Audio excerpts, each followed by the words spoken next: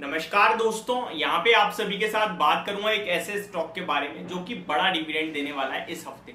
और उसी को लेकर एक कमेंट आया था मेरे पास, तो उन्होंने बोला है कि डिविडेंड से पहले क्या खरीदें या नहीं खरीदें, इसके ऊपर एक वीडियो प्लीज बना दीजिए। तो मुझे इंटरेस्टिंग साउंड हुआ ये टॉपिक, तो मैंने वीडियो बनाने की सोची। सबसे पहले मैं आपको एक स्टॉक के नाम बताता हूं, उसके बाद आप सभी के साथ इसके बारे में फर्दर डिटेल्स शेयर करता हूं। स्टॉक का नाम है चेन्नई पेट्रो। अगर चेन्नई पेट्रो के स्टॉक का भाव देखेंगे आप, तो स्टॉक का भाव अभी करंटली 404 रुपीज के लेवल्स पे ट्रेड कर रहा है। कंपनी ने डिविडेंड अनाउंस करा है 27 रुपए प्रति शेयर का, जो कि ऑलमोस्ट 7% का होता है। रिसेंटली कंपनी के नंबर्स आए थे, जिसके बाद स्टॉक में बड़ी पिटाई पड़ी थी। अब आपको क्या करना है क्या नहीं करना है, इसको समझने की और जानने की कोशिश करते हैं। लेकिन उससे पहले आप सभी को एक अपडेट देना चाहूंगा। वीकेंड के दौरान मैंने आप सभी के साथ एक स्टॉक शेयर किया था ट्रेडिंग पर्पस के लिए और लॉन्ग टर्म निवेश के लिए। मैं आपको डिस्क्लेमर कंटिन्यू देता ही रहता हूं कि मेरी पर्सनल पोर्टफोलियो में और मेरे को उठापटक से कोई फर्क नहीं पड़ता, क्योंकि मैंने इसके बिजनेस को देखते हुए निवेश करा है लॉन्ग टर्म के लिए। स्टॉक का नाम था IRCTC।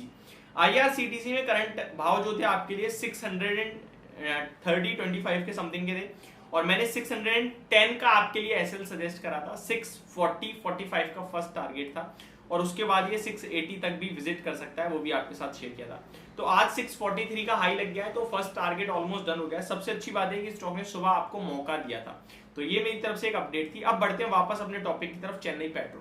पहले मैं आपको डिविडेंड की एक्स डेट बता देता हूँ। कंपनी ने डिविडेंड की एक्स डेट रखी है 4 अगस्त 2023, यानी कि ट्यूसडे का माफ कीजिएगा, ट्यूसडे। जी हाँ, आज आपके लिए मंडे, जी हाँ, आज आपके लिए 31 है मंडे को, और 4 आपकी पड़ रही है फ्राइडे। ट्यूसडे नहीं, फ्राइडे को। मैंने जुलाई मंथ देख लिया था, तो फ्राइडे 4 अगस्त एक्स डेट है। अब मैं आपको ये और बताना चाहता हूं चेन्नई पेट्रो के बारे में कि जो एलिजिबल होना चाहते हैं वो 4 अगस्त से पहले खरीदेंगे, यानी कि या तो आप कल खरीदोगे, या फिर वेंसडे को खरीदोगे, या थर्सडे आपके लिए लास्ट डे होगा खरीदारी करने के लिए।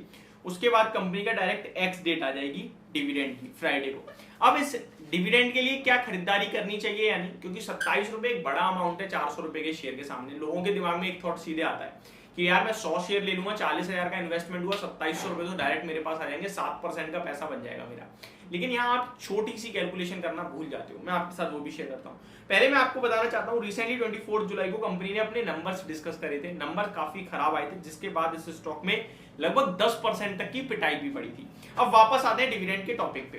देखिए 404 रुपए पे हम राउंड फिगर कर लेते हैं, 400 रुपए ले लेते हैं, हम और डीप मान लेते हैं। मान के चलो 400 रुपए पे आपने शेयर खरीद लिया, और एक्स डेट वाले दिन क्या होगा पता है आपको? 27 रुपए शेयर टूटेगा। 27 नहीं तो 20 रुपए टूटेगा, और या फिर अगर बाजार का मूड खराब रहा तो 30 रुपए भी टूट सकता है।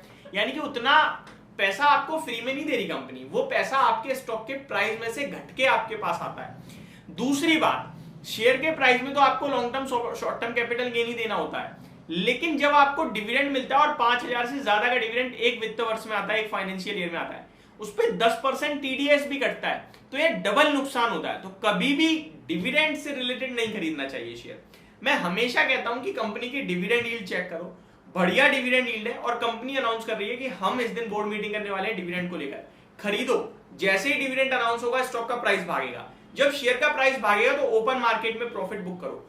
कभी भी ये सोच के शेयर को नहीं खरीदना है कि भाई मैं डिविडेंड, अब मान के चलो यहाँ पे लोग क्या कर रहे हैं, 400 रुपए में मान के चलो उन्होंने 200 शेयर ले लिए, 80,000 का निवेश करा, 2700 तो नहीं 5400 हो गया, ठीक है जी, 5400 हो गया, या 5,000 से ऊपर निकल गया डिविडेंड, 10% टीडीएस कटेगा, सीधे 500 रुपए गए, 4900 रुपए आपकी बैंक में आएंगे।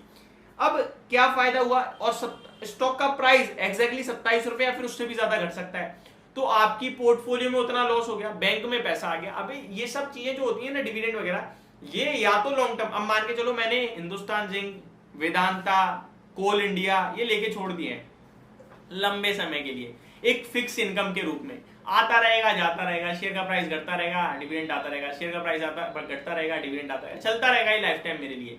मेरे को शेयर के प्राइस से फिर मेरे को डीमेट खोल के नहीं देखना कि मेरे पैसे बढ़ रहे हैं नहीं बढ़ रहे, नहीं बढ़ेंगे भैया, मेरे को देखना ही नहीं है।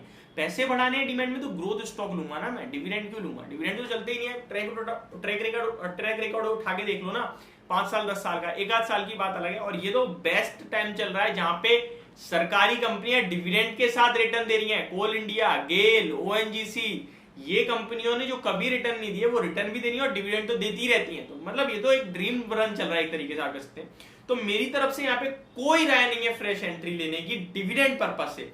आपको कंपनी में ग्रोथ दिखती है आप लीजिए, और अगर आप ले रहे हो तो मैं आपके साथ एक टेक्निकल स्ट्रक्चर के हिसाब से चार्ट पे जो लेवल निकल के आ रहा है उसका एसएल शेयर करूंगा। वो एसएल आपके लिए बनेगा अराउंड 380 से लेकर 360 के बीच का, तो वो आप रख सकते हैं। स्टॉक दोबारा से ऊपर में 440 के लेवल दिखा सकता है, चार्ट पैटर्न अच्छा है। बाकी डिविडेंड आएगा तो वो एडजस्ट कर लेना है स्टॉप लॉस में, ठीक है जी। ये मेरी तरफ से आपके लिए वीडियो, होप आपको समझ में पसंद दोनों होगी। Thank you so much for watching this video, have a great day guys.